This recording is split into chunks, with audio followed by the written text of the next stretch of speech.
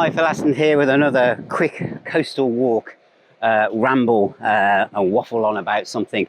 And this time it's guitar riffs that really sounded like they were from another planet.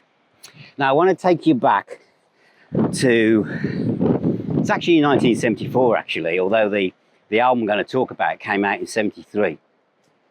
Now in the early 70s, riffs were everything. And the kind of riffs that I'm going to talk about don't really happen anymore. Now the riff I'm talking about is a riff that starts on the guitar on its own. It will be isolated on guitar. There'll then be either crash on the cymbal and the bass drum and the bass, and the riff will continue, or the bass will come in, or the drums will come in, and eventually the whole band will join in and the riff will continue, sometimes accompanied by a bansheed scream from the vocalist, and you know the track is going to start. Now, good examples of this are Smoke on the Water, by Purple, NIB by Sabbath, Whole Lot of Love by Led Zeppelin, you know, that kind of riff. So the kind of things that were so different to the kids listening to Slade and T-Rex, which is me. So I started to get used to these kind of riffs. And of course, Purple were dab hands at this, usually track one, side one. So, you know, Woman from Tokyo, Burn, all of them do this guitar riff, band kind of messes around, we come in different places and the whole band comes in.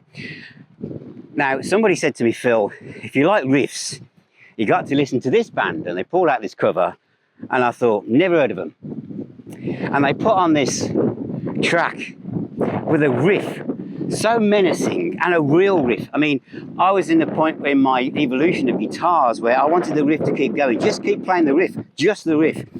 And this was a track where the riff just kept going, and it just kept going, and the band was Budgie, and the album was Never Turn Your Back on a Friend, and the track was Breadfan. And this riff was years ahead of its time. You can see why Metallica took it to their heart and did a cover version of it, which really brought out the menacing aspect of this track.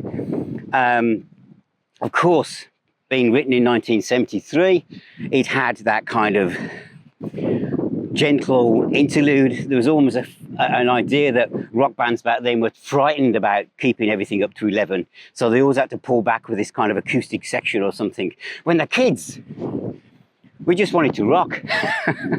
Just keep playing the riff. But of course, in Breadfan, they come back to this circular riff, and we're back up and running. That riff to me still sounds like it's from another world. An incredible early part of slice of pure heavy metal from the Welsh hills, with Burke Shelley, you know, singing his heart out, great bass playing, and Tony Porge on guitar. Absolutely, was it Pete Booth on drums by then? I can't remember. But absolutely great album. What a band Budgie were. In fact, I should do a ranking video on the Budgie albums from that period, I think. That would be well worth doing. So thank you for watching, thank you for being here, and I shall see you all incredibly soon.